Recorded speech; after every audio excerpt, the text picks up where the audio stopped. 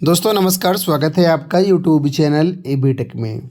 आज है 11 जनवरी 2025 और जान लेते हैं आज की महत्वपूर्ण खबरें जो आज के प्रमुख समाचार पत्रों पर छाई हुई हैं। सबसे पहले यहां पर देखिए असिस्टेंट प्रोफेसर भर्ती को लेकर के अपडेट है कि नियमों में एकरूपता न होने से अटकी असिस्टेंट प्रोफेसर के पद पर भर्तियाँ।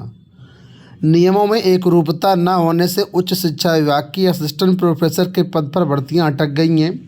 दिसंबर के आखिरी सप्ताह में 562 पदों के लिए विज्ञापन जारी होना था, जो कि अभी तक जारी नहीं हो पाया है। उत्तर प्रदेश लोक सेवा आयोग ने इस संबंध में शासन को पूरी स्थिति से अवगत करा दिया है। सीएम ने सभी रिक्त पदों को शीघ्र भरे जाने के निर्देश दिए हैं। इसके तहत राजकीय डिग्री कॉलेजों और सहायता प्राप्त एडेड डिग्री कॉलेजों में विभिन्न विषयों के सहायक आचार्यों की भर्ती के लिए प्रस्ताव यूपीपीएससी को भेजा गया है। यह प्रस्ताव शिक्षा शास्त्र, उर्दू, कंप्यूटर साइंस, फारसी, अर्थशास्त्र, भूगोल, हिंदी, इतिहास, गृह विज्ञान, भौतिक विज्ञान, राजनीति विज्ञान, मनोविज्ञान, जंतु विज्ञान, संस्कृत, रसायन, सांख्यिकी, वनस्पति विज्ञान, वाणिज्य, अंग्रेजी, संगीत, गायन, गणित, समाजशास्त्र और शारीरिक शिक्षा से संबंधित है। यानी इतने विषयों का अध्याचन भेजा गया है। लेकिन अधिकारियों के मुताबिक राजकीय डिग्री कॉलेज में असिस्टेंट प्रोफेसर की भर्ती की मेरिट लिस्ट में स्क्रीनिंग परीक्षा यानी लिखित परीक्षा और साक्षात्कार दोनों के अंक जुड़ते हैं। वहीं एडेड डिग्री कॉलेजों में लिखित परीक्षा सिर्फ क्वालिफाइंग होती है, केवल इंटरव्यू के बेस पर सिलेक्शन होता है। तो ये दोनों में अंतर है भर्तियों में, एडेड और डिग्री कॉलेजों में। तो नियमों एकरूपता नहीं होने से ये कुल मिला के भर्तियाँ फंसी हुई हैं। आपको बता दें राजकीय डिग्री कॉलेज यानी जीडीसी में असिस्टेंट प्रोफेसर या जीडीसी प्रवक्ता के 562 पदों के लिए विज्ञापन जारी होना था, लेकिन इसी पेच के कारण ये विज्ञापन जारी नहीं हो पाया है। तो कुल मिलाकर के अब सभी विभाग यही चाहते हैं कि जो नियम हैं, जो पद हैं, उनमें एक जैसी एलिजिबिलिटी क्राइटेरिया होता कि कहीं से मामला जाकर के कोर्ट में जाकर के ना फंसे। तो अब मुझे लगता है कि इनकी एलिजिबिलिटी क्राइटेरिया में और जो सिलेक्शन प्रोसेस है उसमें बदलाव होगा, एक रूपता आएगी, उसके बाद ही ये भर्ती देखने को मिलेगी। अग्निवीर भर्ती रैली कल से प्रारंभ हुई है। तो पहले दिन देखिए बताया गया कि 76% उपस्थिति यहां पर पाई गई है। अग्निवीर भर्ती रैली शुक्रवार को शुरू हो गई। भर्ती मुख्यालय क्षेत्र में यूपी और उत्तराखंड के अग्निवीरों के लिए भर्ती रैली 10 जनवरी की सुबह लखनऊ छावनी में एएमसी सेंटर एवं कॉलेज के स्टेडियम में शुरू की गई। भर्ती रैली के पहले दिन अग्निवीर जनरल ड्यूटी श्रेणी के लिए कानपुर जिले के अंतर्गत घाटमपुर, कानपुर, नरवल, बिल्हौर तहसील के अभ्यर्थियों ने भाग लिया और यहाँ पर जो है कुल मिलाकर के 76% जो उपस्थिति है वो दर्ज की गई। जेईई एडवांस दे सकेंगे 5 से 18 नवंबर के बीच पढ़ाई छोड़ने वाले। सुप्रीम कोर्ट ने उन याचिकाकर्ताओं को संयुक्त प्रवेश परीक्षा जेईई एडवांस के लिए पंजीकरण की अनुमति दे दी है जिन्होंने 5 नवंबर से लेकर के 18 नवंबर 2024 के बीच अपने पाठ्यक्रमों को छोड़ दिया था। शीर्ष कोर्ट ने जेईई एडवांस के प्रयासों को 3 से घटा करके 2 करने के खिलाफ याचिकाओं पर सुनवाई करते हुए शुक्रवार को यह आदेश दिया। जस्टिस वीआर गवाई व जस्टिस ऑगस्टीन जॉर्ज मसीह की पीठ ने बताया कि परीक्षा के लिए बने संयुक्त प्रवेश बोर्ड ने पिछले साल 5 नवंबर को अधिसूचना जारी की थी, जिसमें कहा था कि शैक्षणिक सत्र 2023, 24, 25 में कक्षा 12 की परीक्षा देने वाले अभ्यर्थी जेईई एडवांस के लिए पात्र होंगे। 18 नवंबर 2024 की अधिसूचना जारी हुई थी, जिसमें पात्रता को लेकर के केवल 2 वर्षों 24-25 के लिए सीमित कर दिया गया था। पीठ ने कहा कि यदि कोई अभ्यर्थी 5 नवंबर की विज्ञप्ति पर अमल करते हुए इस समझ के साथ अपने पाठ्यक्रम से बाहर हो गए कि वे जेईई एडवांस में बैठने के हकदार होंगे, तो 18 नवंबर के फैसले से उन्हें कोई नुकसान नहीं होने दिया जा सकता है। तो कुल मिलाकर के ये अपडेट जेईई एडवांस के लिए। यहाँ देखिए अपडेट है कि अपार आईडी से केंद्र में परीक्षार्थियों को मिलेगा प्रवेश।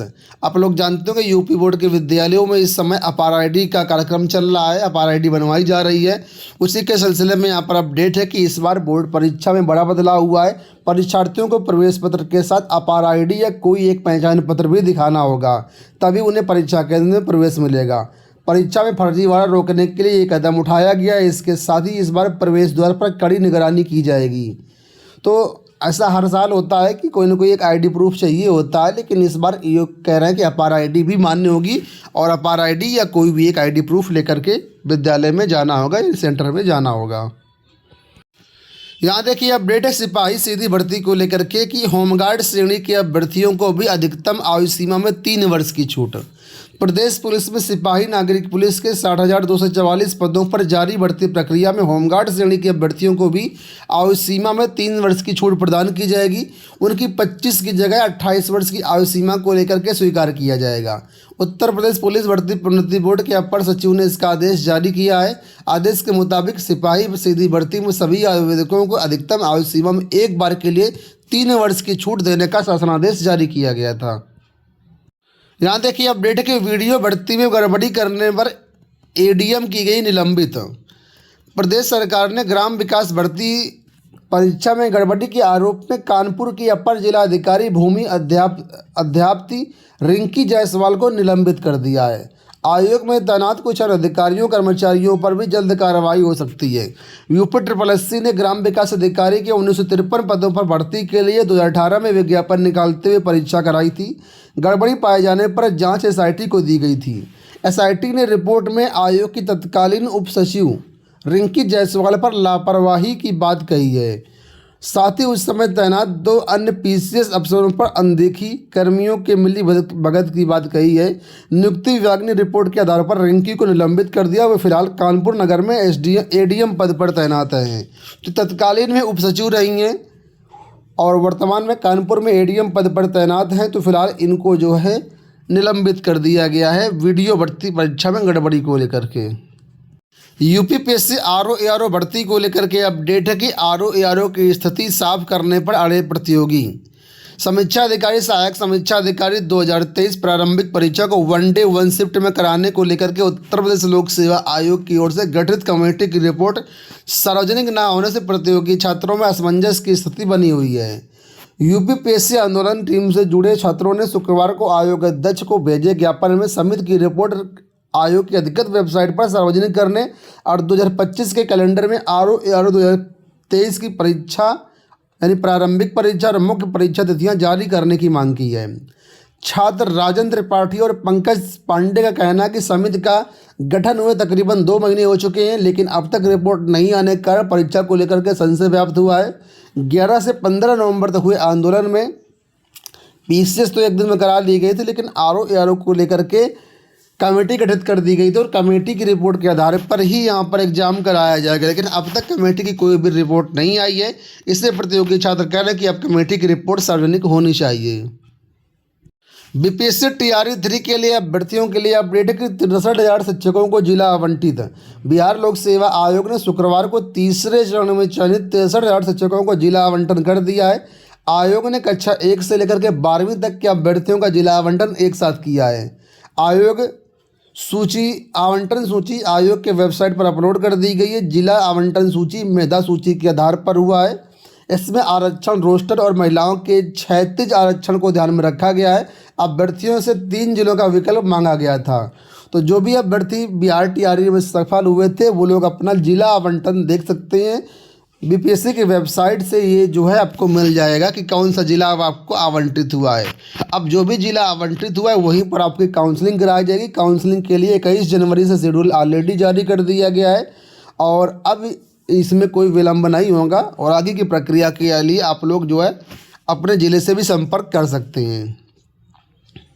बिहार डीएलएड के लिए आवेदन आज से। बिहार विद्यालय परीक्षा समिति ने डीएलएड संयुक्त प्रवेश परीक्षा 2025 के लिए आवेदन की तिथि जारी कर दी है। आवेदन प्रक्रिया 11 जनवरी से शुरू होगी और 22 जनवरी तक आप लोग इसमें आवेदन कर पाएंगे। तो जो भी अभ्यर्थी इंटरेस्टेड हैं बिहार डीएलएड के लिए वो लोग आज से आवेदन कर सकते हैं। दोस्तों ये होगा आज की सारी सूचना। इसी तरह के अपडेट्स के चैनल को सब्सक्राइब कर लीजिएगा। इस वीडियो में इतना ही। धन्यवाद।